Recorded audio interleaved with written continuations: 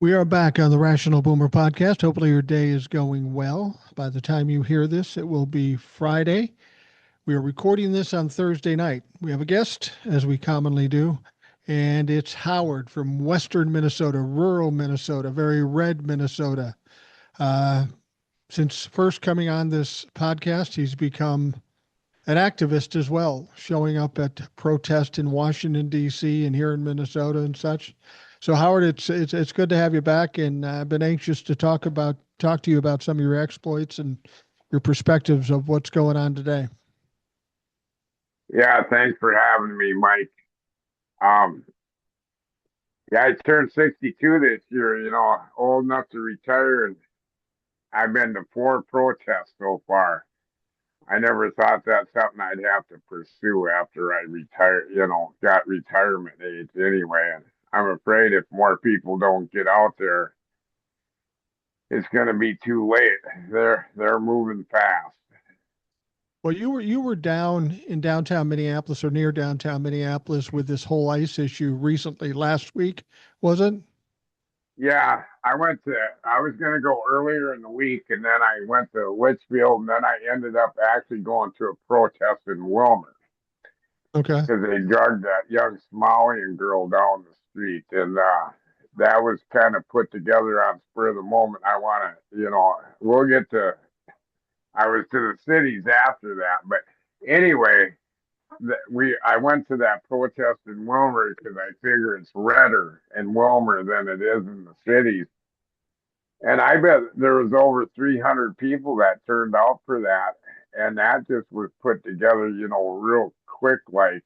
And one thing I noticed, and you go on my TikToks, and I did a full video of people going by, there were a lot of older white couples that actually turned out for that march and that protest in Really? Wilmer. Well, what people have to So, understand is you say 300 people show up, but Wilmer's a town of about 21,000. So that's quite a turnout for an area of that size. yes, and that short of notice, too. Absolutely. Did you get that turnout because of that event that you're talking about, the Somali girl? Yeah, yeah, that pissed people off down there, and when you start doing, and it's really escalated this week, the shit that they're doing to the children and picking up the children.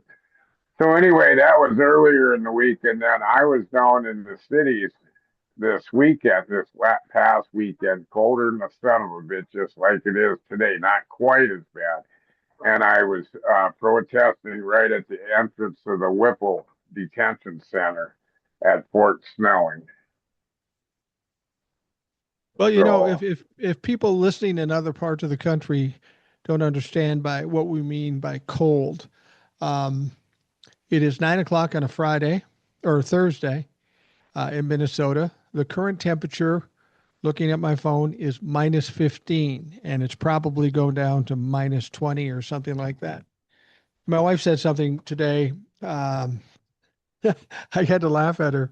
She had heard it was going to be down to like minus 50. And I said, well, no, it says that it's going to be down to minus 21. And she goes, well, that's better. I go, what the fuck's the difference between minus 21 and minus 50? You go outside, you spend too much time out there, you're going to die.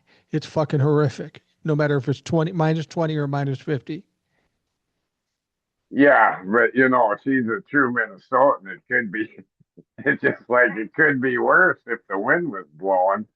Yeah, at my age, it gets that cold. I don't even want to be out there. And I think about that, and that's not why I wasn't down protesting this week. But last weekend it was goddamn cold out there protesting. But you got to figure that these people are disrupting people's lives, they're tearing apart families. There's just a bunch of it. Just we have to, no matter how cold it is, we have to get out there. We have to participate. We have to stick up for our neighbors.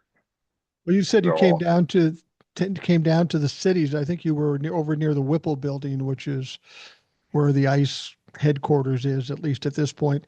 What was your yeah. experience down there? How many people did you see? What was the attitude? How did it all work? Well, it's kind of a high energy thing. And then I seen a lot of Minneapolis police cops there, and then there must have been, I suppose it was Hennepin County Sheriff's Department. And this was I think the next day, then they made the solid line with the police. And, I was listening to a video again right before I came on here, and they're complaining because these off duty police officers are getting stopped and they're fucking whining about it. Well, I'm thinking good, because when I was at the Whipple Center, now them ICE agents, they'd come out of that center and they'd either have to turn right or turn left. Well, when they would turn right, it was just a matter of maybe 75 feet, and there was that train tracks for is it the blue line they call that down there? Well, there's a pedestrian crosswalk. So protesters would start walking across this pedestrian crosswalk to, slow them down. Well, we had this one come out, and he's looking at us, and we're screaming and hollering. And he all of a sudden looked, he almost ran into a pedestrian in the crosswalk. And here comes Minneapolis, or Hennepin County, is it Hennepin County in Minneapolis there? Yeah. Here comes the deputy. The next one that does that, we're going to arrest. And I thought, yeah, I screamed at him, because where I grew up, the pedestrian always has the right of way.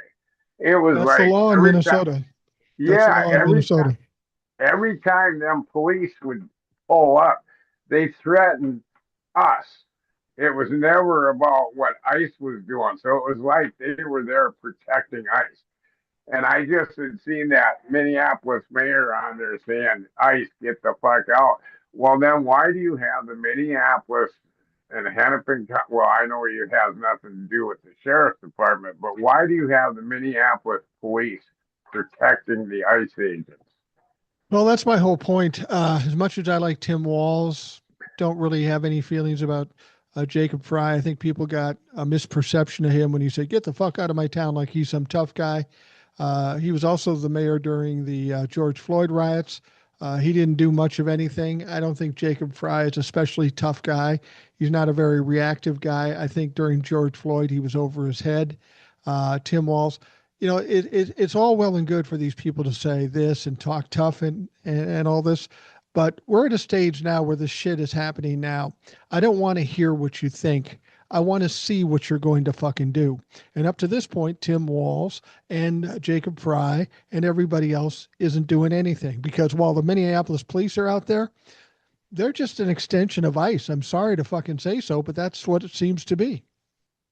Well, and that's what it came off to me, and I agree with you too. And I really like our governor, but he needs to get a bigger pair of balls. And I don't know the Minneapolis mayor, but if you want to be tough, start arresting them ICE agents, because they're committing crimes every time they come out of there. For one, they speed down the street. I didn't know they had immunity where they could just speed any place they want to go. And the one that almost ran into that guy in that crosswalk, you could just see the nervousness on his face. And when they're running around the Twin Cities and they're that nervous because people are that against them, that's when them fuck ups happen. And I hate to say it, but I think it's going to cost us some lives before shit really gets turned around. Oh, no question. I mean, these politicians are the ones that tell us that nobody is above the law. And ICE does not have that kind of immunity in this state or the city. They don't have that immunity, in spite of what J.D. Vance said. They don't have that immunity. If they commit a crime, they have no immunity for that. Not even qualified immunity, because qualified immunity doesn't come into play if you're infringing on people's constitutional rights. Once you do that, you have no qualified immunity. You're a criminal like the rest. And that was my problem with the Minneapolis police. When Renee Good was shot, Minneapolis police officers were there. That is a flat out killing. Now, I just heard there's some report of where the shots went on Renee Good. There was one in her breast area. There was one in her arm. There was one that grazed her. So none of those would have killed her. The one that killed her was from the side, went through one temple and out the other side. So that kill shot was done while that guy was standing next to the car, not in front of the car. That is unquestionably murder. And while Donald Trump and the DOJ don't want to do anything about it, as AG Keith Ellison said, there is no statute of limitation. Jonathan Ross will stand trial at some point, and he will be convicted because the video is right there. You can see the shot that killed Renee Good, and it came from the side of the car where he was in no danger. Yeah, and that's the other thing. The way you just described it too, then there was four shots because for a There long were time we four. were told there was only three. And then the other thing is, the Minneapolis Police Department couldn't even investigate it because they shut that investigation down. I've never seen anything like that. And the other thing is, I've never seen, and I think this did more harm than good. Right away, that floozy from South Dakota, Christy Nome. no, and then our vice president Vance, they came out and tried to make her a domestic terrorist. I think they would have done a lot less damage if they would have just come out and said everything's under investigation. We don't know at this time, but they had to come out and label her as a domestic terrorist, and that was kind of good because I really think that backfired on them. Well, it did backfire on him, and it's typical Donald Trump. They always fuck up. Now, you said they shut down the investigation. They can shut down providing the evidence, at least for now. But there is investigation going on in Minnesota, whether it's with the State Department or, well, I doubt it's the city of Minneapolis. And I just don't have a lot of confidence in the Minneapolis police or the mayor, to be perfectly honest with you. When I was growing up, they called the Minneapolis Police Department the Goon Squad, and they earned that fucking reputation. So I don't know that they're any better, especially when, George Floyd died the way he died. But there is an investigation. I believe maybe the Attorney General Keith Ellison is involved in it. While they don't have access to the actual physical evidence, they have tons of videos and tons of witnesses, more than enough to do an investigation, more than enough to get an indictment. So if they think they're getting away scot-free and that the feds can cover this up, that's probably not the case. I don't know when it comes to fruition. Do they have to wait till these fuckers are out of power? I don't know. But a murder is a murder, and whether it's tomorrow or 3 years from now, they're going to get Jonathan Ross. I figure they'll have to wait until this regime is out of power because if anything, if they don't cooperate, they can keep him, federal government can keep him hidden until after this, after Donald Trump leaves office. I don't know what these fuckers are thinking, but there ain't going to be no immunity and there ain't going to be no hiding behind anybody. We got to go after them. I've heard about a lot of things that ICE has done, from the Somali girl that you were talking about to shooting Renee Good, to shooting somebody in the leg, to sending tear gas or whatever they're using into a car with a bunch of kids, and an infant had to go to the hospital because he stopped breathing. There's a lot of horrific stuff. But yesterday kind of triggered me, or maybe it was the day before, when you saw that picture on the internet of ICE detaining a 5-year-old little boy, a kid by the name of Liam Ramos. They nabbed this 5-year-old child, and they used him as bait to get his father out, and his father did come out. ICE took his father and this 5-year-old kid, detained him, shipped him off to one of those camps, presumably in Texas, and who knows, we may never hear from these two again. I think you and I are in the same boat. I'm 65 years old. I don't know how much time I have, but you pick up my granddaughter, a 5-year-old granddaughter, and you pull that shit,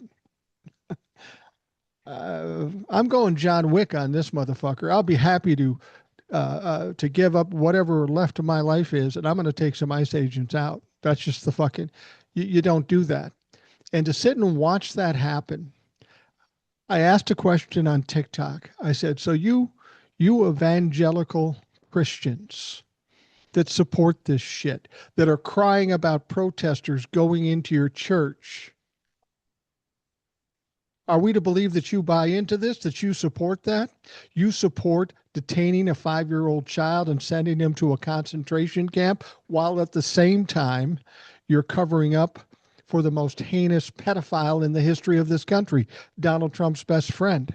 How am I to believe you're a fucking Christian or even believe in God? You are the worst of the worst, the most despicable.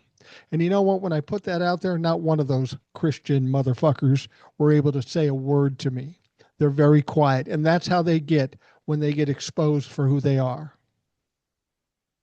Um, I don't know how to put this one, but my daughter, she's pretty political just because of me and that she's in the household. But she came home and saying how these teachers, it was what's his name that got shot, Charlie Kirk, Yeah, yeah. That and piece of how shit. this and that was so bad, and now they're justifying, well, she should have, the good lady, that how she was trying to ram that ICE officer and this and that, and I all I could tell my daughter is, when you got to keep justifying killing somebody, there's something wrong with that picture. Yeah. You just and I told her another thing, and then she asked, well, how come they keep doing that? And I says, for part of the thing is, if you keep telling yourself something over and over, you can eventually get yourself to believe it. And I truly believe that's what they're doing. To believe it, they got to keep telling themselves that. And then I see JD Vance came out today about that 5-year-old and try to gloss that fucking deal over. Yeah. They just keep putting rhetoric and more rhetoric and more rhetoric. I was talking to my daughter before I come on here, and they'd been doing in Litchfield what they'd been doing in the cities, going door to door. And I read they legally can't do that because that's an internal Which, warrant, not a warrant signed by the judge. But how do you keep them out when they're ramming on your front door? People are scared, Mike. And how well, much can you fight back until you're in the wrong? well, there is something called the castle doctrine. If someone breaks into your house, you have a right to protect yourself with deadly force. However, if you are to do that, then probably 19 ICE agents will come up and shoot you. So if you're going to protect your house like that, you will probably end up dead. I want to say something too. I kind of disparaged Christians recently, and I want you to understand what I'm saying. I don't have a problem with real Christians. I consider myself a Christian. I have a real problem with fake Christians. And those are the people I see on Facebook saying, oh, they should just comply and Donald Trump is the best. If you're a Christian or claim to be a Christian and support Donald Trump, you're a fucking phony ass Christian. And I take offense to you suggesting that you're one of this group and behave that way. So if there are Christians out there that are upset by what I said, you have to understand what I mean by that. I consider myself Christian, but I consider myself somebody who understands the Bible and understands the teachings to the best of my ability. And I know whatever these evangelicals believe is so far off, so perverted, so twisted that they shouldn't even be able to position themselves in a situation where they can even claim that. Um, yeah, I've been telling my wife, and she's pretty active in our church, and I just kind of stayed away because it's so red out here. And I've just come to the conclusion that this is what Christianity is about. They're going to have to go on with it without me, because that's not what I'm about. And I truly don't believe, if you do believe in Jesus and the Bible, that you could believe and condone what they're doing. I don't understand that. I don't want to be associated with that. And then you talk about our age, and I look at that too, Mike. I'm 62. If I go down there, and the last thing I want to do is get fucking hurt or killed protesting, but I'm on the last 20 years of my life. I'd rather give my life than one of my kids or one of my Oh, hell grandchildren. yeah. And, so that ain't even a thought there. And would I take a couple with me? Yeah, I probably would, you know. So, Yeah, I but mean yeah, it's silly and ridiculous that we even have to talk that way, but that's a realistic concept. If somebody comes for your family, your kids, your grandkids, or whatever, are you ready to die for it? Well, like I've told people before, I'm 65 years old. I want to live to be 85 or whatever, spend some time with my kids and grandkids. But I had a pretty good run. And if it's me or my kids or my grandkids, easy fucking choice. Easy choice. yeah, not even a choice. It'd just be an action. So, Yeah. I, I can't believe, and it ain't like I come on here a lot, but all the atrocities that happen in between times is just like it gets worse and worse. And I really, truly, I was going to bring this up. Somebody was looking out for me because I happened to show up protesting when that federal judge had ruled against them using tear gas and paint guns and what else? Oh, pepper spray and bear spray. But I see now they got an injunction on that, so they can go back to tear gas and us and paintball, all that Yeah. shit. When you look at all the things with the courts, with regards to this, with regards to tariffs, with regards to everything, are you as tired of the judicial system in this country as I am?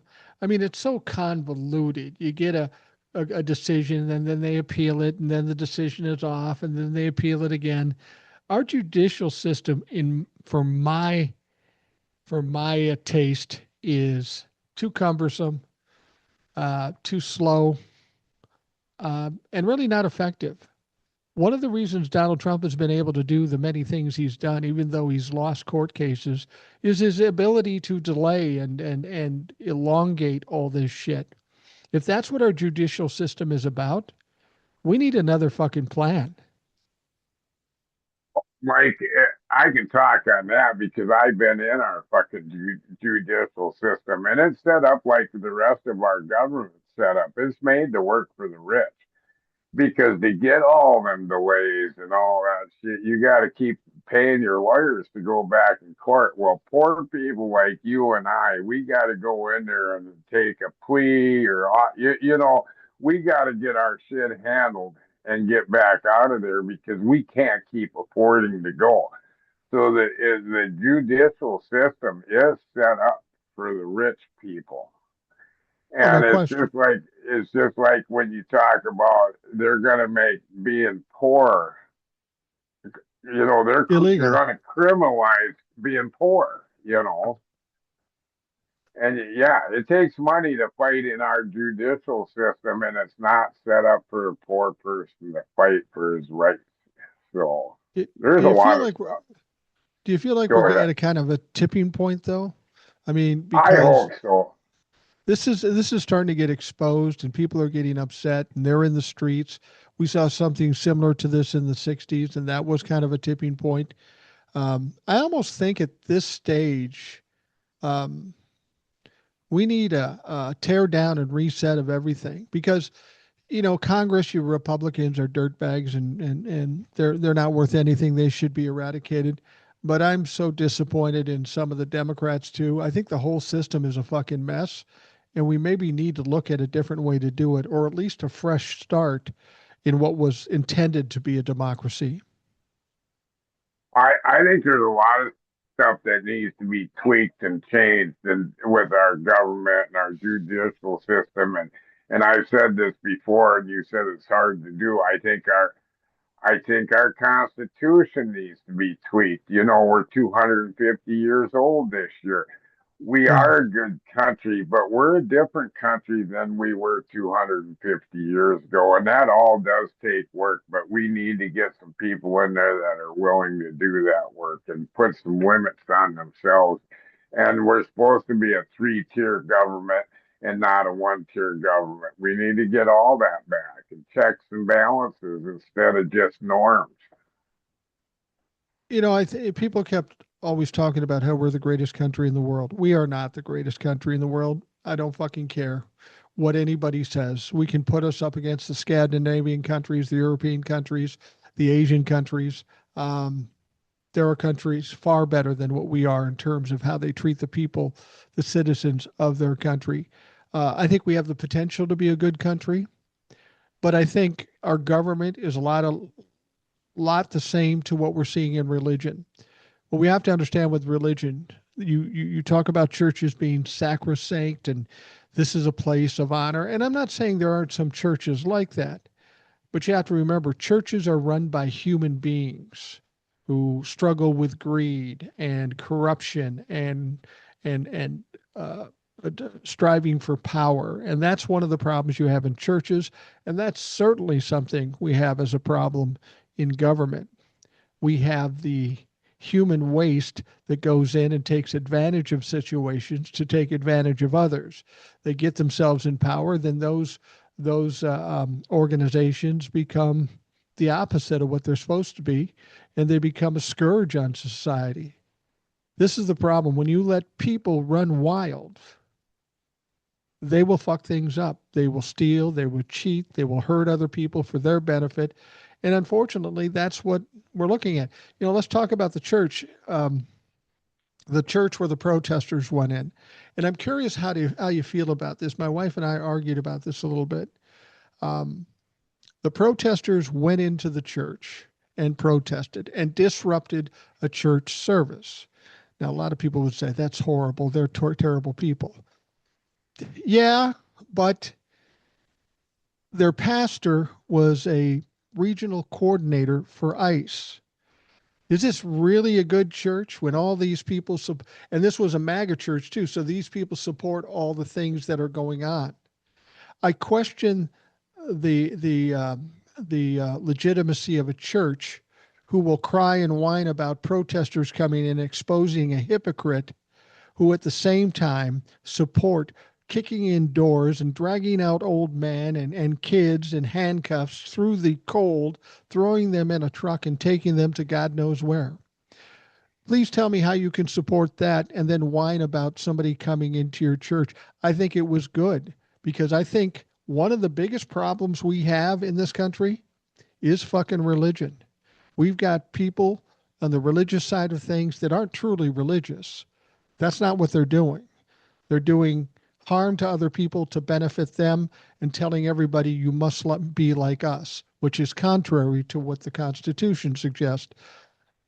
Yeah, but some people will argue with me you shouldn't go into a church.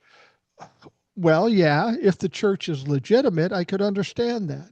If you're disrupting something that where it's peaceful and they're doing the work of God, okay, I'll buy that.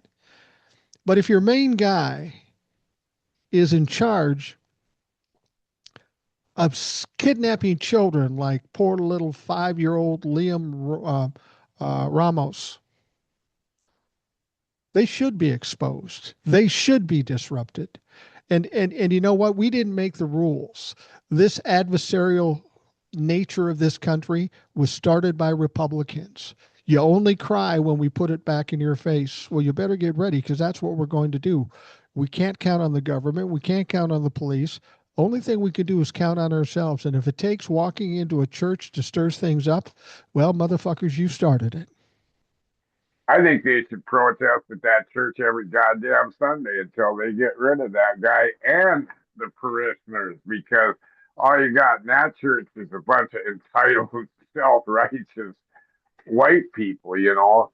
And Yeah. that's the epitome of self-entitlement there. You can have an asshole for a pastor that goes out and threatens to kill people during the week. They go into their homes without permission and act like fucking criminals. And then they put their pastor hat on Sunday.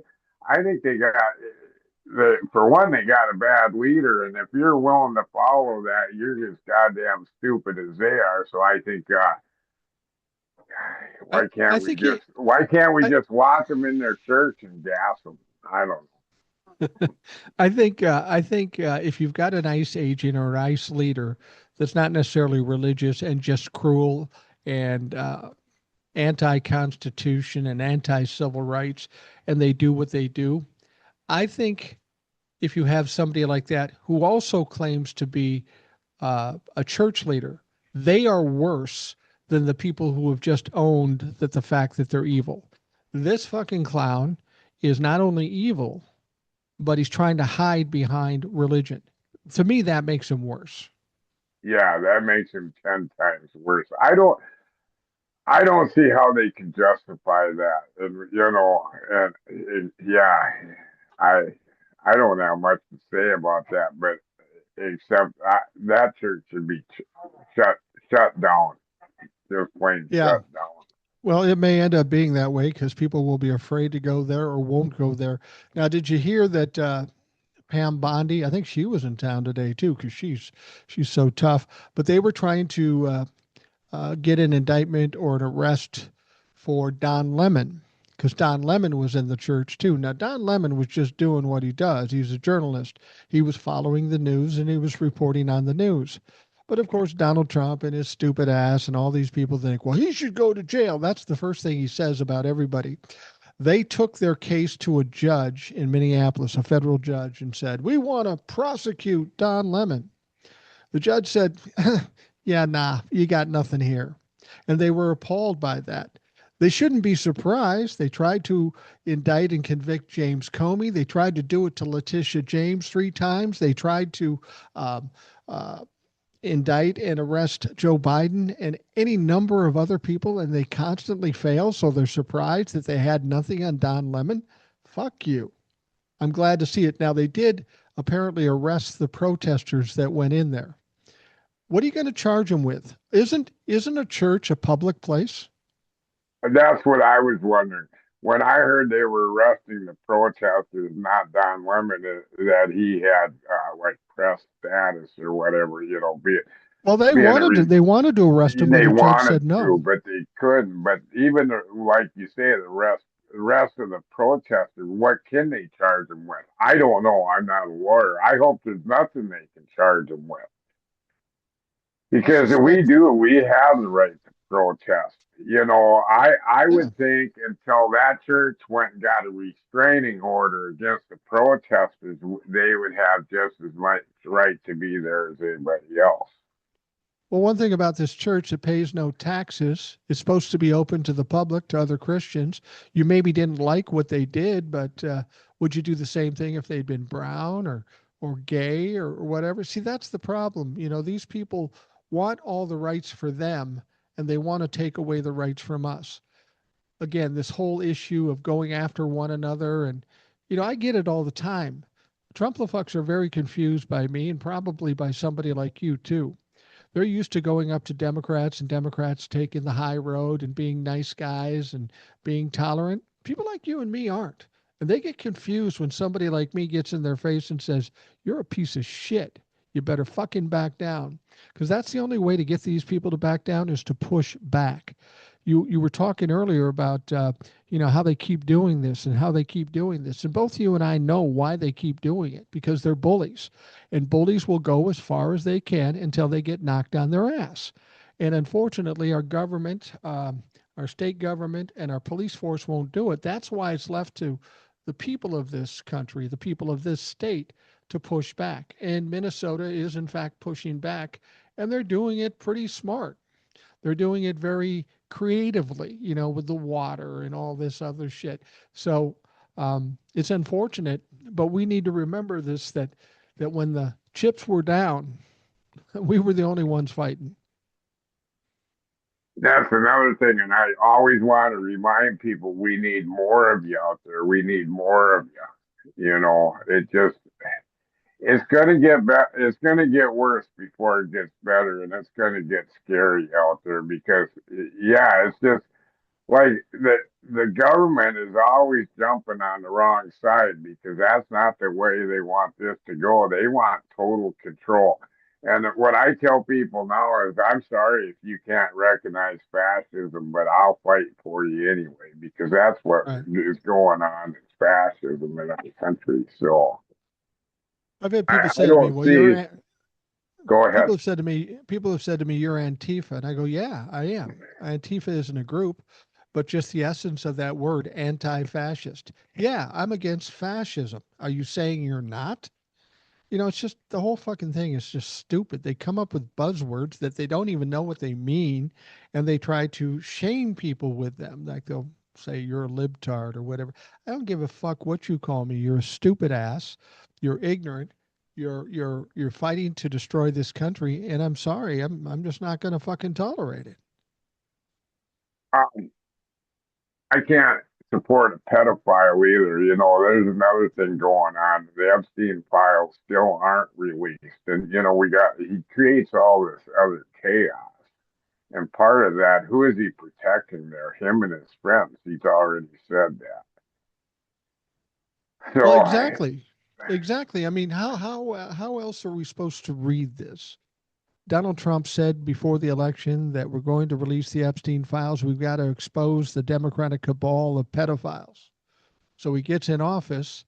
Uh, they pass a law. It goes through Congress almost unanimously.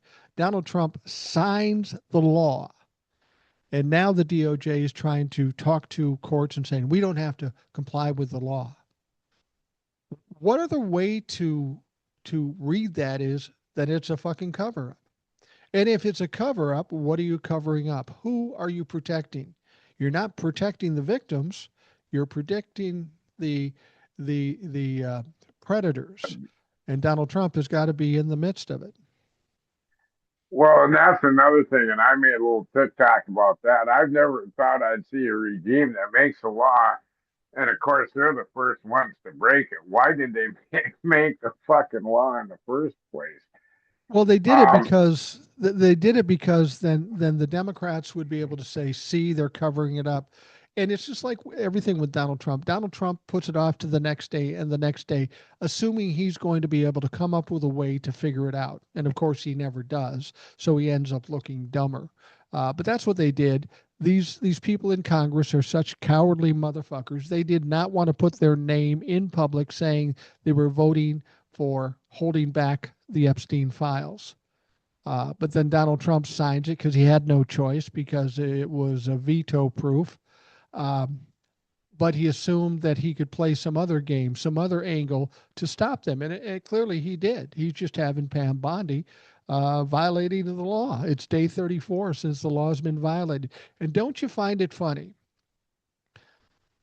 They subpoenaed Bill Clinton and Hillary Clinton, and they said, no, release the files first, then we'll come. Now they found them in contempt of Congress. They didn't break any laws. They just didn't want to come. Jim Jordan never came. He didn't, nothing happened to him, but they didn't want to come. Pam Bondi is in violation of the law to the tune of about 34 days. She didn't get a subpoena. So what the fuck's up with that? that's been happening since he was in the office the first time. Like you say, you brought Jim Jordan up. I thought about that too when they were getting on the Clintons about that. Well, they never followed the law. Why? It comes down to why should they? Yeah, What's good for the goose is good for the gander. right. So, Right. It's um, it's unbelievable. when I was out in Washington protesting, I seen a sign and I've never forgotten it. And the sign says Epstein is in the Trump files. I really don't think Epstein was the top man. I think Trump was ahead of that ring. The Well, more and that's more just of that, go ahead. That's distinct. Well, that's distinctly possible. I mean, you remember back in the 80s or the 90s when he was broke and then all of a sudden he wasn't broke? Part of that could be being bailed out by Russia. Part of that could be his other side business. Now, I've said all along that I thought Donald Trump was involved on the business side of this thing because of his pageants and the young girls that worked at Mar-a-Lago. And we heard about the money that was involved with Jeffrey Epstein. It was like $1.5 billion. There's no way you can tell me that Donald Trump just showed up for the parties. If there's $1.5 billion, you know he's going to want a taste or all of it. I hadn't thought about him being the leader of it, but that's starting to make some sense. And then Epstein at one time said Donald Trump was his mentor. And best friend. Yeah, well, the student don't teach the mentor wherever I've been. It's always been the mentor teaches the student that, and that's why it makes me think Donald Trump was in charge of that more than Epstein was working for Donald. Well, think about it. Think about everything Donald Trump's been involved in. Has he ever had a boss? Has he ever had somebody tell him what to do? He's always been ahead of it, whether it be his TV show, whether it be his companies, whether it be the Republican Party. Does he take it? Did prior to becoming elected president the first time, did he take marching orders from anybody? No, he does what he does. He takes control. So the idea that he might have control of this whole pedophile ring does not surprise me at all. Some people might say it's like a conspiracy theory, but based on who he is and what he's done, it would not be surprising at all. It's kind of like, too, speaking of conspiracies, you can call them, people say him being a crook's a conspiracy theory, but, and I've said this, and I haven't said it in a long time, but, when Donald Trump ran the first time,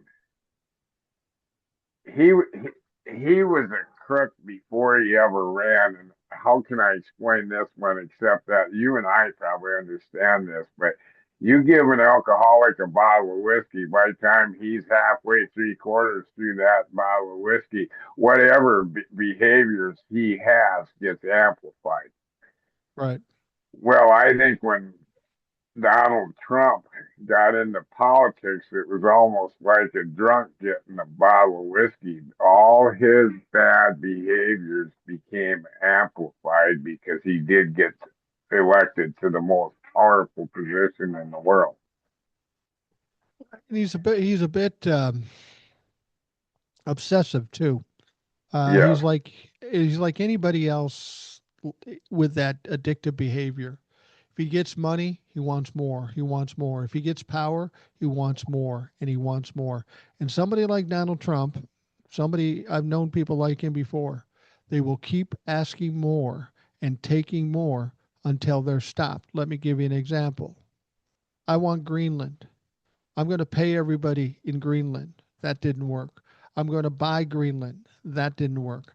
I'm going to go in there militarily and take over Greenland. Then what happens? He goes over to Davos, Switzerland. Europe says, look, you do that shit, we're going to do the economic bazooka. We're going to sell our treasury bonds and we're going to close your fucking military bases. They push back. And then what does Donald Trump do? Well, I'm not going in there militarily, or I'm just going to cool out because me and NATO have an agreement to work on something, a concept of a deal. Now, every concept of a deal he's ever come up with, from the healthcare to tariffs, none of them come to fruition. Donald Trump was looking for a way to save face, so he made up this shit, and he's got no deal. They're not going to give him Greenland. They're not going to sell him Greenland. And he knows this now because he got pushed back, and he's a pussy ass bitch, so he's not going to fight anymore once he knows he's been beat. We should take a lesson from this. What happened with Europe and Greenland, um, we should be doing the same thing with everything that's going on right now. But I'll promise you something. We have not heard the last of Greenland, because Donald Trump will come back and somebody will say something and it will piss him off, and then he'll whip it up again. Well, maybe we will go into Greenland with the military. So I don't think we're done with it as yet, but he's done a pretty good job of destroying our relations with the EU and England and Scandinavia. Uh, that's going to take some time to repair. that's that's going to take a long time to repair because they'll always look at we did put him in office. Maybe not you and I Right. personally, but America did put him in office. And when I heard that happened over there, I laughed my ass off because they punked that fucker out over there. The only thing about that whole deal that pisses me off is that Europe had bigger balls than our fucking Congress because our Congress could do the same thing, and it takes foreign people to punk our president out, and we and our Congress, them pussy ass bitches, sit here and keep taking his shit day after day after day. You know, it's like we said last time. I don't even know why we have a Congress at this point. That's an excellent point, and it's what I've said many times before. When this is all done, if you're looking for somebody to blame, take the Republicans and some of the Democrats in Congress because they haven't done jack shit. They've let them run roughshod. They've let them go rogue. And if you need somebody to blame, it is the Republican Party because you and I know that if the Republican Party in Congress wanted to shut him down, they could have shut him down day one. They could have Yeah. shut him down, put him in his place, but they chose not to. They didn't care about the people of this country. They didn't care about the country or democracy. They let him run wild because they saw it as that would give them more money or more power. And now it's gotten away from them. It's a wildfire that's got out of control. Now they don't know what the fuck to do. Um, One thing I'd like to go back to real quick too is, and we talked about this, is you know, that judge for a minute he got where the ICE couldn't use the tear gas and the paintballs and the pepper spray. Well, now Right, they got a reprieve because they went back to a different judge, and that's something that does not get talked about. You right. know, some of them judges we elect and some of them judges get appointed. And we got to pay closer attention to that because, you know, we want to make sure that we're putting the right judges in place out there. I used to go down the list when I'd vote, and none of that shit really made a difference to me. But now I'm going to start doing a little more studying and see which ones are the left leaning ones and which ones are the right leaning ones because now is when them judges can be crucial on how stuff goes down and the rulings. Yeah, absolutely. It's, that's the thing we have to understand is that when the Republicans are eradicated, we really got to take a hard look at the Democrats. And I'm hoping in this upcoming midterm election that a lot of these establishment people, like the Hakeem Jeffries or whatever, are primaried, and some people like Mondami and some of these other progressives uh, go into the running. We've got younger people voting, bigger block of voting from millennials and Gen Z. If there's a time to change things and to get rid of the establishment, this would be the time. And even if Hakeem Jeffries does get reelected, hopefully we get enough progressives in there to take him out of the leadership role and put somebody more useful in that position. We got to get Hakeem Jeffries and Chuck Schumer. Cory Booker, I'm not happy with.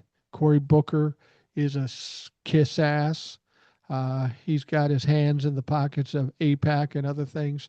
He's not on our side. He talks a good game. He performs well, but he's not one of the good guys. Yeah, I'm with you on Hakeem Jeffries, Schumer, and Booker. They're about as worthless as tits on a boar. You know, they're back to the old established party bullshit. And I just think something on Schumer the other day. They did something that was bipartisan, but one of the reporters was trying to ask the Republican, whoever that was, a question, and Schumer jumped right in and said, "We're not talking about that now. What we're doing now is bipartisan." Well, you know what? That reporter asked that Republican that question. He didn't ask Schumer that question, but that Democrat he just jumps in and it's like, you know, hey, let him answer the questions. You know, we're the people. We vote them people in. Them people are there to answer. You know, they're there to answer to us. And then Schumer was cock blocking. You know. I think Schumer is as much of a problem as some Republicans. Um, because not all Republicans are MAGA. We have some of the more moderate Republicans, but they've gone along with everything that Donald Trump's done. So, as far as I'm concerned, they're just as culpable as the MAGA fucks. Now, we've got another issue coming up in what, 7 days, a week. They're going to have to approve a continuing resolution. They can't come up with a budget. These motherfuckers haven't been able to come up with a budget, which is the main part of their job, in years. Um, and there's some concern about whether the country will shut down. As I understand it, they just passed the DHS bill giving more money to ICE. And this is where the likes of Cory Booker and Schumer and Democrats voting to give more money to ICE. And the reason they're suggesting to give ICE more money is because, well, to give them body cams and better training.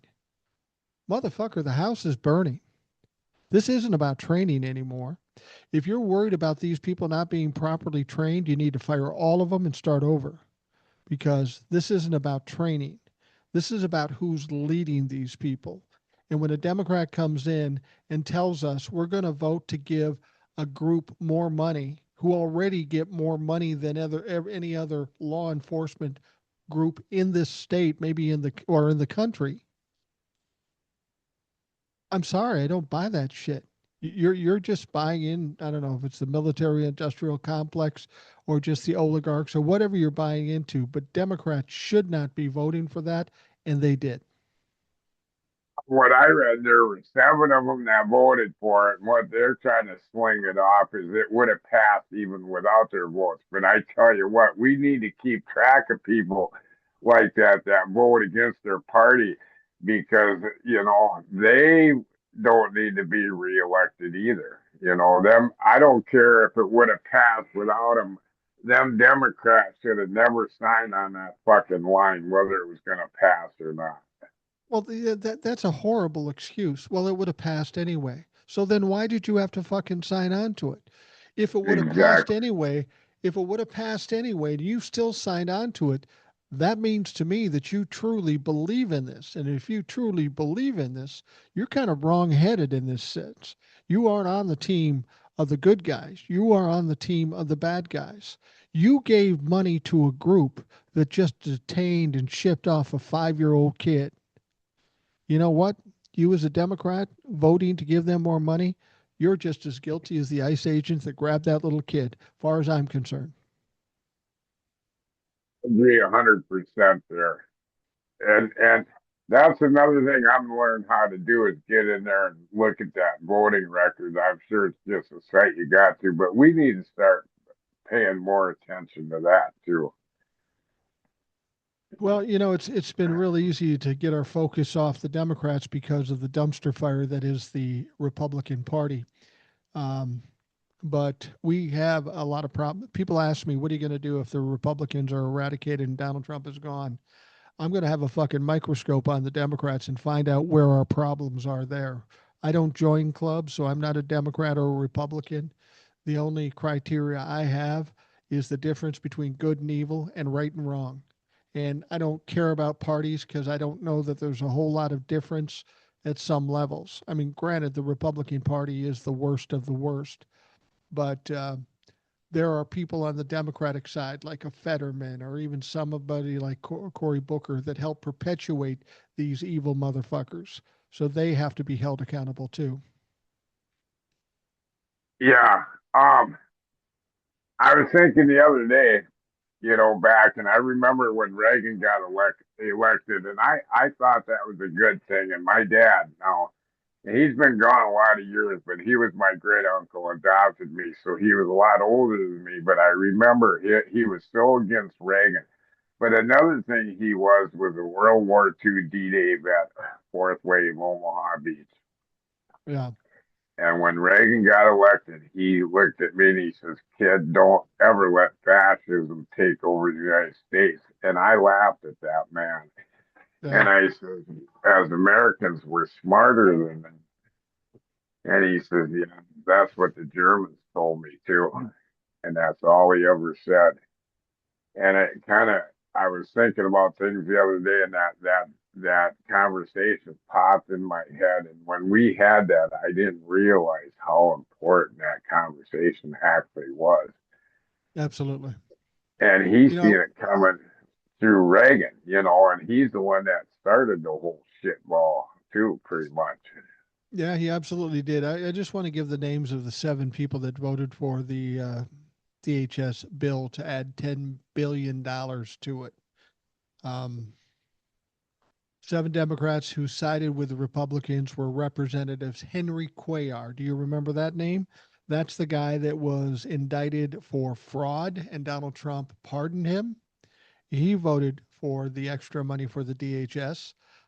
Jared Golden of Maine, Marie Gluesenkamp Perez of Washington, Laura Gillen of New York, Don Davis of North Carolina, Tom Suozzi of New York, and Vincent Gonzalez of Texas. Now, here's where they're going to talk about why they did it.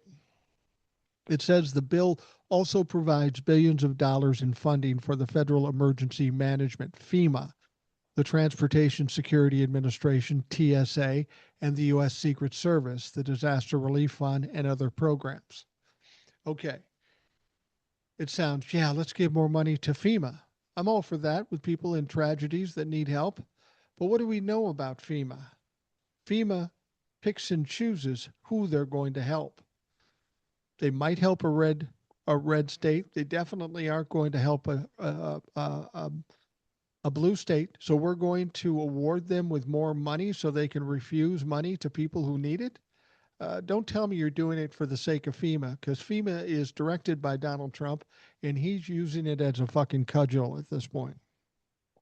Well, and I thought at one time they were saying the FEMA money was getting diverted over for ICE when they, Yeah.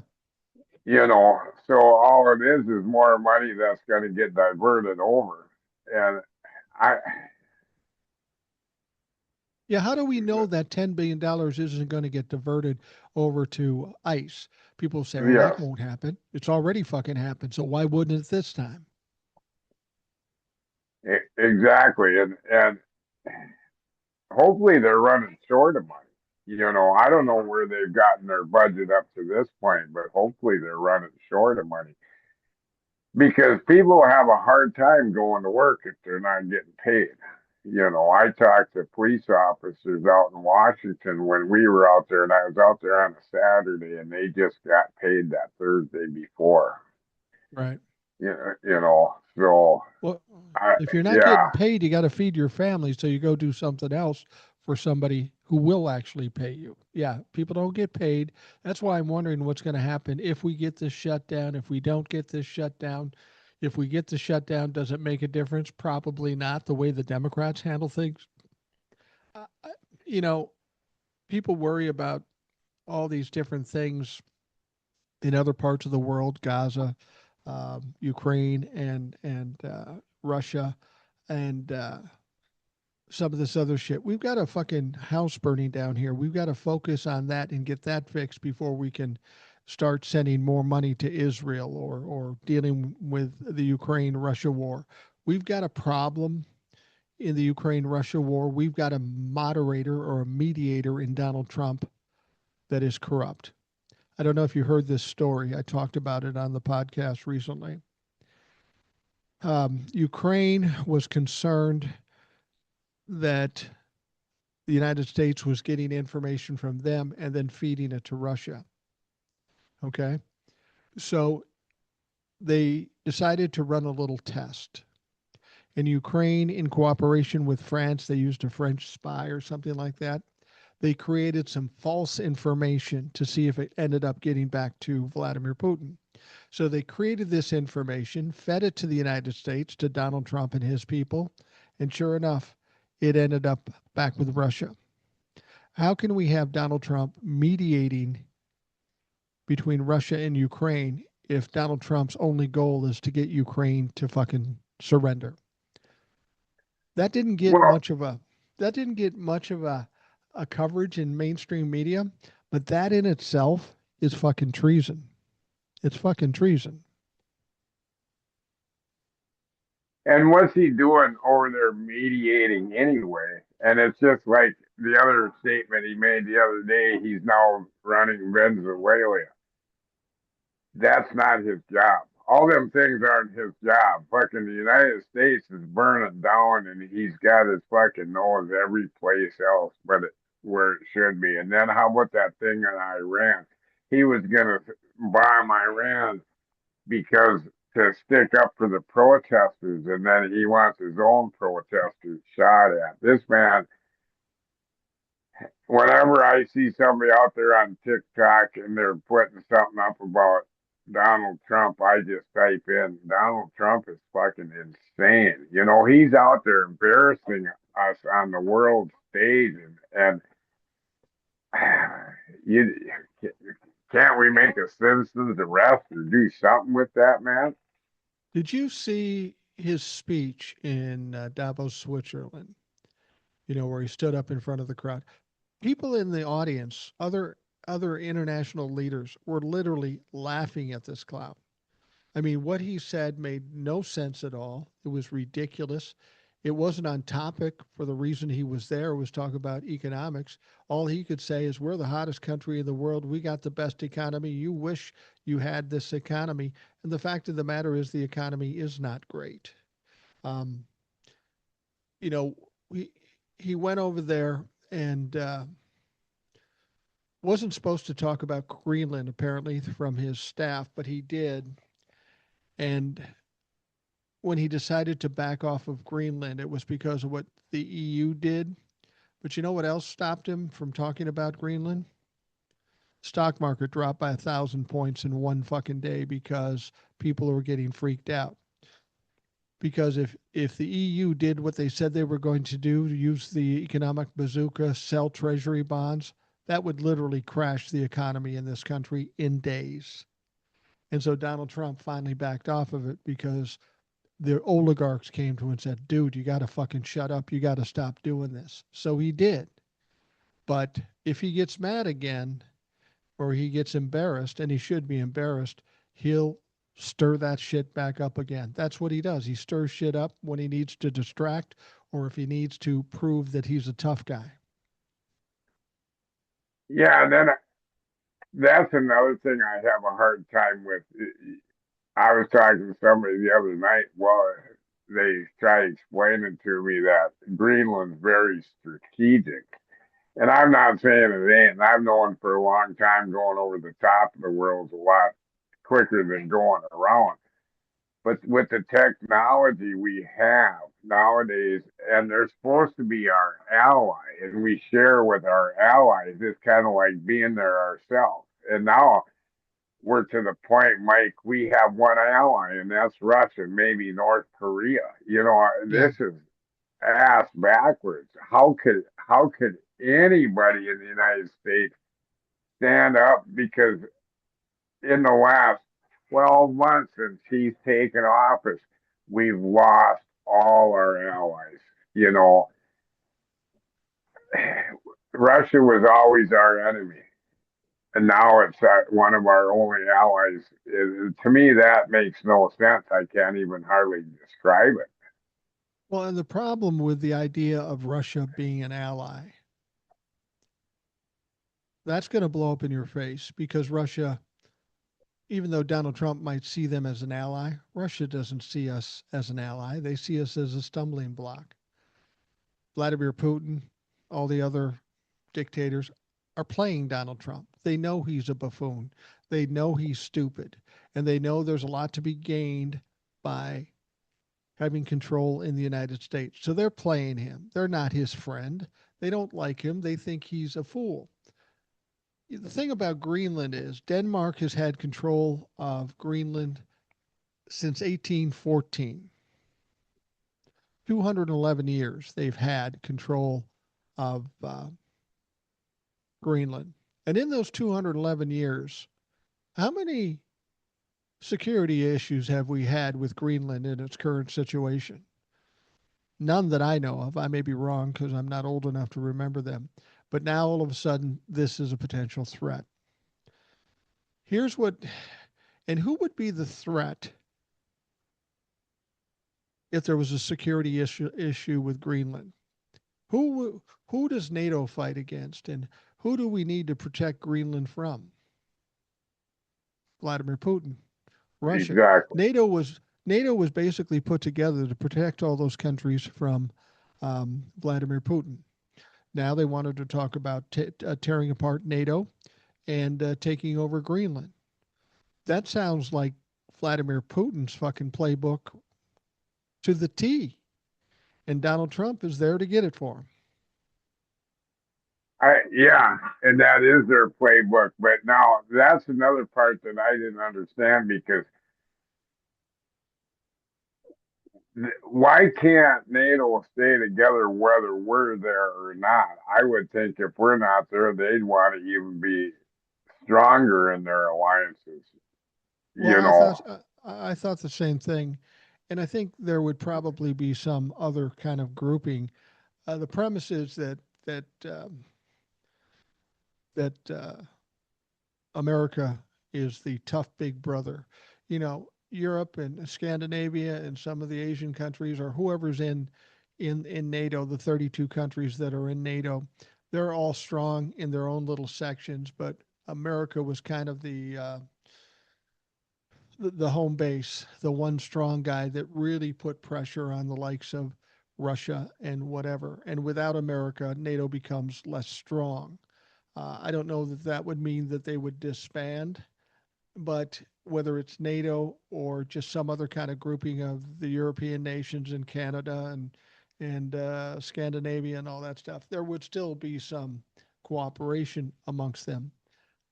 And I don't know that NATO would go away, but NATO wouldn't be what NATO is today or was today recently.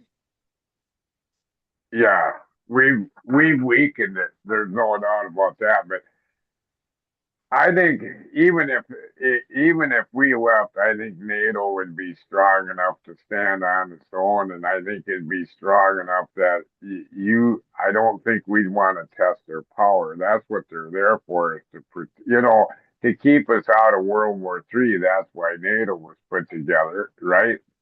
To Right, keep right. another world war happening.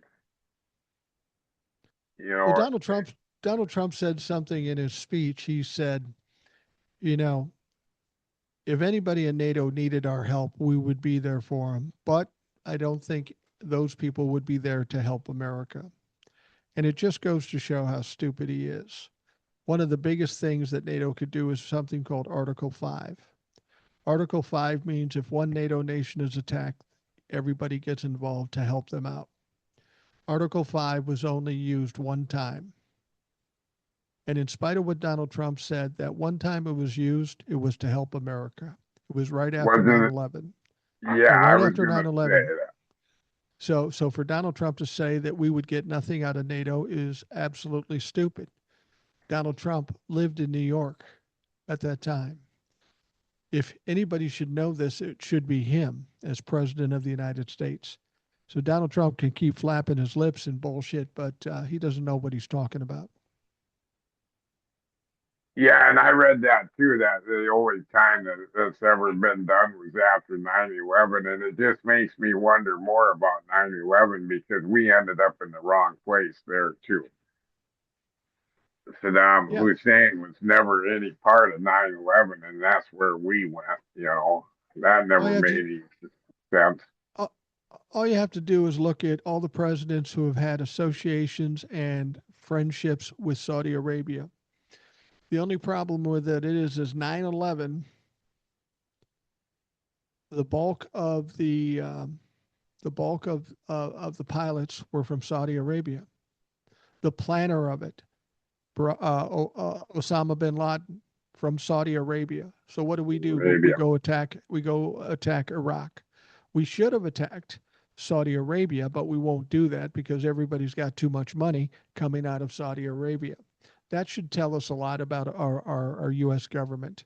It was pretty clear who was responsible for 9/11, and we avoided them and attacked somebody else just to make it look like we're tough and going after somebody. Um, and Donald Trump's still in the same boat. He is best buddies with the Crown Prince, who murdered and dismembered an American journalist. and he poo-poos that whole thing. Um, they bend a knee to Saudi Arabia. Donald Trump bends a knee to Vladimir Putin. And these are true enemies of this country. Yeah, and when they came over here and did that, they the pilots, even most of them took their pilots training right here within our own United Yeah. States. You know, I would think after something like that, they watch groups like that. How did they not know about that group before that happened? But yeah, anyway, we did go to the wrong place because we've never said shit to Saudi Arabia because of the money and the oil, and that's got to change too. Well, and you can even go not even just the pilots. Osama bin Laden was trained by American forces to fight against the Afghanistans or whatever he was fighting against. We trained Osama bin Laden so that he can in turn attack this country. And still we turn a blind eye to uh, Saudi Arabia. And this is what this government's about and has been for a long time. It's about money. It's not about democracy. It's not about the people. It's not about rule of law. It's about who's got the most money. If you've got the most money, you are above the law, which is ironic when you have these people constantly telling us no one is above the law. Well, I beg to differ. I think the President of the United States is above the law. All members of Congress are above the law. Basically, what they were saying, all you serfs, no one is above the law. We can do whatever the fuck we want. And the billionaires are above the law. The Well, other thing exactly. that don't get talked about enough too is, yeah, it's kind of a world thing. They're trying to work us into slavery because, and I can't remember the exact statistics on this, but, there's been a big, in the last 20 years, a big change of wealth, and that comes from the middle class up to the upper 1%. And I've always heard that when the middle class is gone, we're gone, and I think we're off course. That we don't have hardly a middle class anymore. I should be middle class, but we struggle. So, Well, the middle class should be people who can buy homes and use discretionary money and travel. And see where the oligarchs are failing here is that when they deplete the middle class, then there's no economy. There's nobody left to grift. There's nobody left to steal from. I've said it a million times. It's like the dog you keep feeding him and he keeps eating until he explodes, till they kill themselves. And that's what the oligarchs are doing. And if they aren't smart enough to understand what the future holds, then they need to be held to account. I mean, people talk about destroying the middle class, um, and that will just fade away. And I don't think that's true. We saw the French Revolution and some other revolutions where the people got so poor and they were so put upon that they went to the streets and fought. When we look at what's going on with ICE and we've got our Democrats and law enforcement doing nothing about it, it seems to me that Donald Trump and the Trump administration are pushing and pushing to see how far they can get. Now, everybody says, well, they want us to fight in the streets, and then they'll invoke the Insurrection Act. Do it. Do it. I that's mean, that. Go ahead. because if they're going to send 1,500, 2,000 troops to Minneapolis, and that's a distinct possibility, they're still talking about it. Why, I don't know. But they're talking about doing it for the sake of doing it. They can send 2,000 troops in. But if people are mad enough, we're seeing people in protest in Minnesota in groups of 7, 8,000 people. If you've got nothing to lose and you're mad, how are those 2,000 people going to stop 8,000 people or 7 million people in the No Kings protest? You want people in the streets? You can, and you don't have enough people to invoke insurrection acts in every major city in this country. You can't even do it in 10 major cities. And if you do, it's not going to work. It didn't work in South Korea. It's certainly not going to work here with the amount of people we have in this country. I hate to say it, but I think if the troops come out and there's blood shed, you're going to find out how many weapons Americans own. It's going to come Yeah, down to that. I hate to say it, but you know, it's going to take some death to pull us out of what we're going through right now because, we look at what goes on every day, Mike, and there's still people backing him up. And I've told people this, silence is really speaking loud right now, too, by not standing up and not saying anything about it is being complicit. absolutely. If you're not speaking against it, you're part of the problem. There's no there's no question about it. You're going out being an activist coming here. I try to do this every day and try to get as much information out as you can. And people always say, what can we do? Do whatever you can, even if it's a little bit. If everybody Yeah. does a little bit, then it makes a difference. You don't have to take the whole world on your shoulders and fix everything. In fact, we can't fix everything. We got to fix the most important thing. And to me, somehow get Donald Trump pushed out. Once he's gone, the power structure is destroyed, and they are going to have a much harder time holding back the Epstein files and pulling off the kind of shit they're pulling off. Once we get that done, then we can decide what next to do. We got to focus on the main problem and then get that out of the way. And then once that's out of the way, we can start focusing on the next biggest problem. And I've been watching these tapes from down in Minneapolis and the people showing up, and we need more of that. And the whistles, I don't have my whistle on tonight because I'm in for the day, but even out here in Ortonville, I don't leave the house without my whistle because you never know where them ICE agents will show up. And then even out here in the boondocks, we get Amazon. So next time I get down to the cities, I'll be a little louder than I was last week. So, and I think about that too, Mike. There's not much that I can do as an individual, but when I went to Washington, I was another warm blooded body there. You know, for Right, every person that can show up, how many people can't show up? right. I'm at the point in my life I don't have to show up for work every day. Now, this week I couldn't be down there. Next week, there's a good possibility I'll be back on the front lines again. I have a wife too, but, you know, you need to dedicate as much time standing up and doing. And if you can't be down there, there's other things that can be done. Whether it's make signs, reach out to people. I talk to people all the time, and how can justify how you can shoot a woman in the face, make them think about it, and it's like I tell my daughter, I just look at them people and say, the more you justify it, the more it's wrong. Because if it wasn't wrong, you wouldn't have to justify it. I So think you have the attitude that I have, given that we're a similar age. Um, you and I could probably sit back and live our life and get Social Security or whatever it is we're doing, and probably be okay because we're too old and our life isn't going to change much between now and our departure.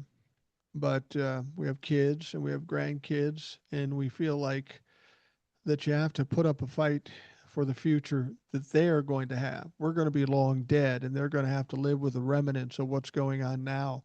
So if we don't do something now, we're going to die failures because we haven't even tried to do anything. I believe we'll be successful, but even if we aren't successful, there's something to be said for at least giving the effort. And I feel compelled to do it because I think of especially when they picked up this little 5-year-old boy, the ICE agents, and I think about my 5-year-old granddaughter or 8-month-old grandson. If I don't do something now, I'm going to die ashamed, actually, that I just chose to take the easy way out and do nothing. yeah, now as far as me, and I have brown grandchildren. Right. And they may not understand this thing completely, but they do know their grandpa's out there fighting against it, and I think their parents try to explain it to them. I show up at weird times now, and I go, my daughter's about halfway between here and the city, so all of a sudden Grandpa shows up, he's got his sleeping bag, and I'm on my way here, I'm coming back. They see me out there, they see me doing it, and even if they don't quite understand it now, maybe in a few years they'll understand it more, and hopefully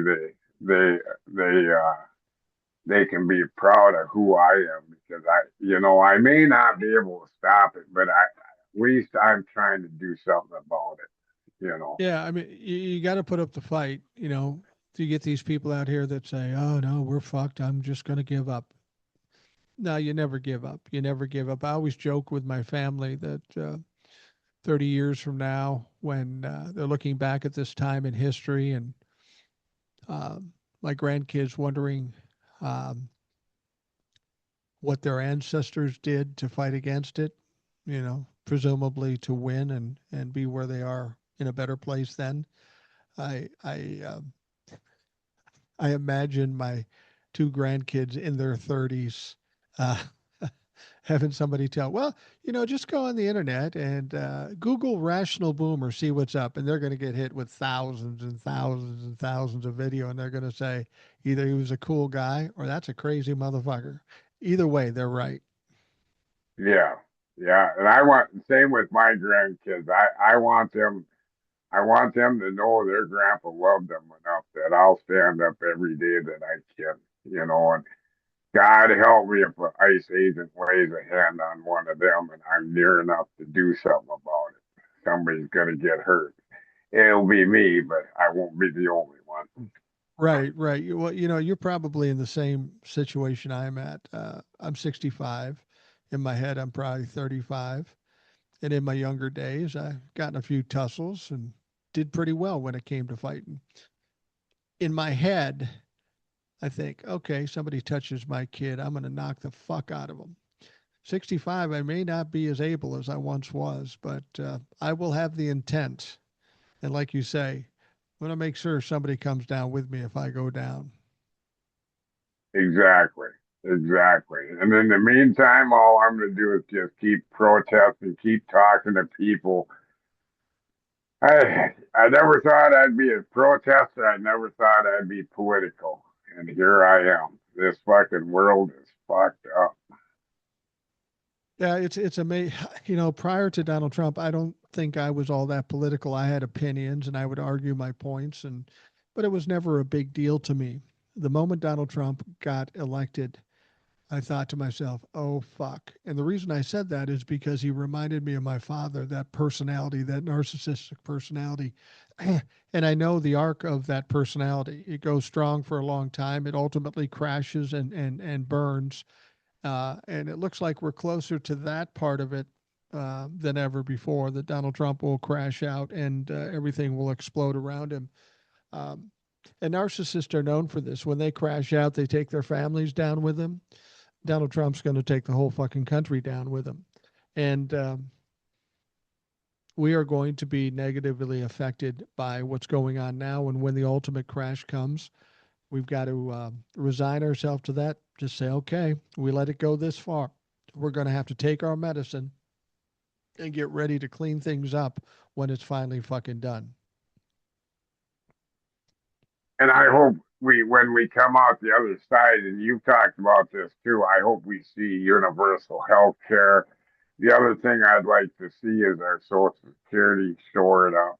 I mean, there's a whole list of things that I'd like to see, but there's just things that they're trying to, our health care. I can't even explain that one. We're the only rich country in the world that don't have universal health care. That tells me common sense. We're smarter than the rest of the world, or is it the other way around? Oh, Just yeah.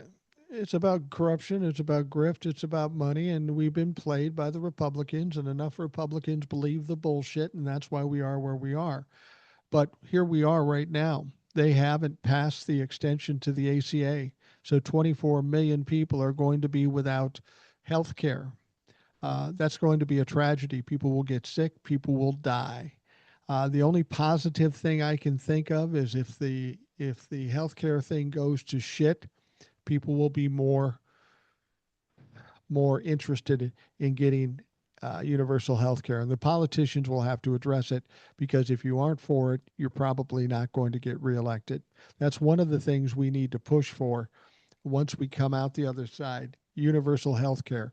Let's not fix the ACA. Let's get universal health care. That should be the message. We should codify Roe v. Wade.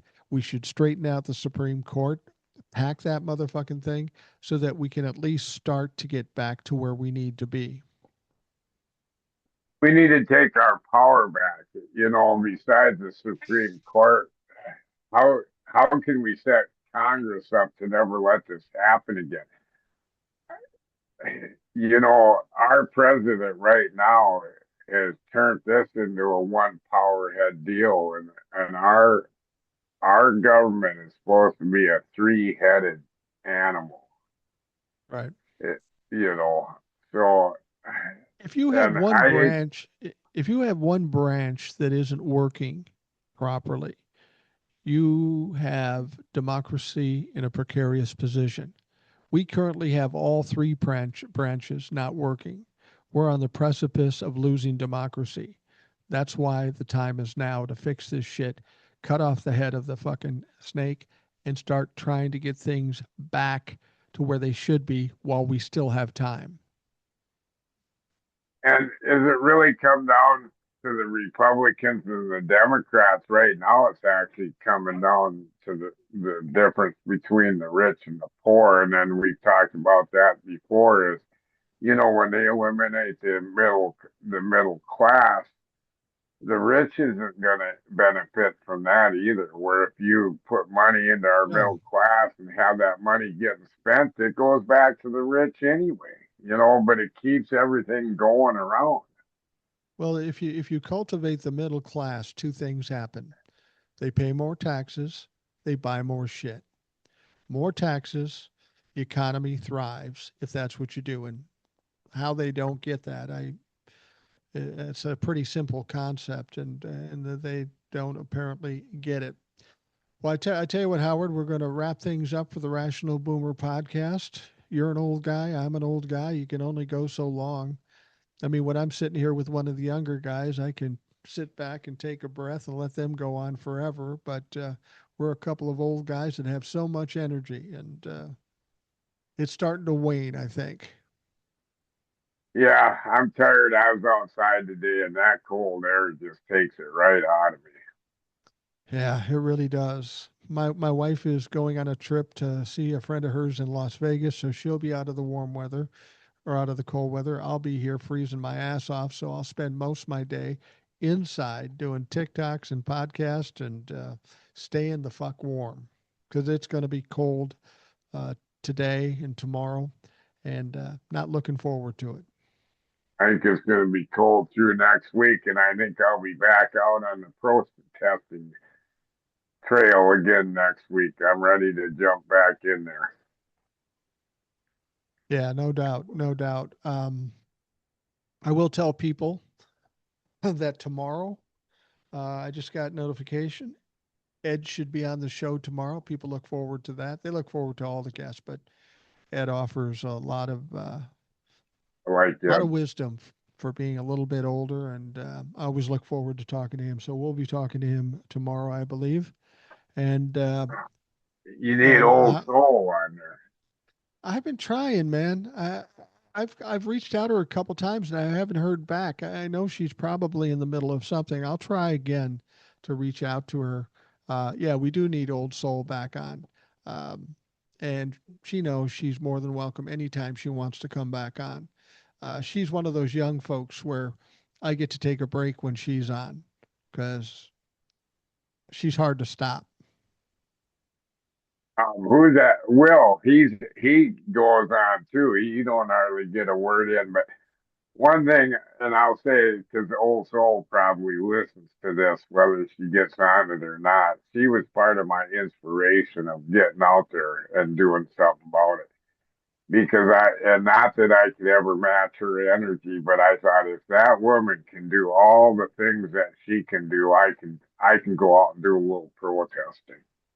Yeah, exactly. She is inspirational. There is no question about it. So thank you, Howard. Keep us apprised of any other future protests you're involved in and any information you get. And of course, anytime you want to come back on, just send me a text and we'll get it done. Thanks for having me. No problem. For those of you listening, I want to thank you for taking the time. Hope you have a great day, and we will talk to you tomorrow.